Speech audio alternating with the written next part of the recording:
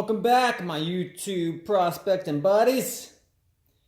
Here is the second edition of my floating gold concentrator slash sluice box for manual hand dredges. The first one worked pretty good, but it did have some issues. The main one being was the center of it right here. Since I didn't run PVC pipe going all the way through, after this was pumped full of material, it actually started getting quite heavy, bending these little floaty things. And especially if you try to pick it up, it was just horrible with trying to pick up because it would start bending in the center. So the better route would be running PVC pipe through this whole thing, like I did this time. Putting a T here, run a PVC pipe going to the other side so that you can support the center, and do the same to the other side. Nothing else really changed besides the center and me cutting these tubes again in halves, or somewhat halves. But I think this is going to work way better. It's way more stable now, so I mean this ain't going to be moving around. It should actually probably float better since I sealed all the PVCs now. And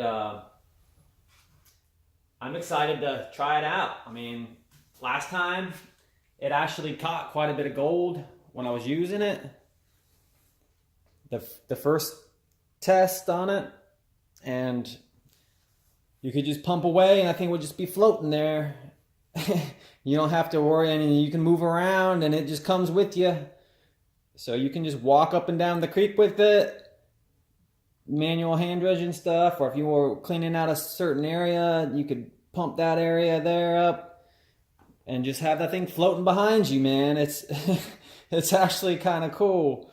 And now I would recommend if you were just going to build this and you weren't going to use it as a bucket concentrator, like I put a link pointing to that video, I would not do it this way. I would probably just buy this downspout extender and, you know, cut it here and pull this all the way up here so it's just one piece, so you didn't have two pieces here. And then, because this is pretty long, when you buy it, it's pretty long, then you can run it all the way through and it'll just be one piece and wouldn't have the centerpiece here. And it should work about the same. Besides, I mean, this has some little different riffles than that one, but it should do about the same thing. I will provide some links in the description for some of the part lists in case you want to make your own. And I will also do another creek test, try to get some footage with that, and show you how it works. So far, I'm pretty impressed with it. As long as you don't mind lugging this thing around. It's not heavy or anything, it's just kind of big. But no bigger than a sluice box, really. And if you had your manual hand dredge,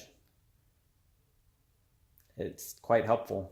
I actually like doing this route better than just pumping it into a bucket, because it actually, after you fill it up, it gives you about 2 pans worth of material. And you know, if you were to pump it into a bucket, you'd probably had to pan way more than that. And it was catching lead BBs, it was catching metal, gold, all types of stuff in those little riffle things. So it's quite useful. But until next time, hope you all catch lots of gold. And I will be back again showing you some footage on the creek. All right. Peace out.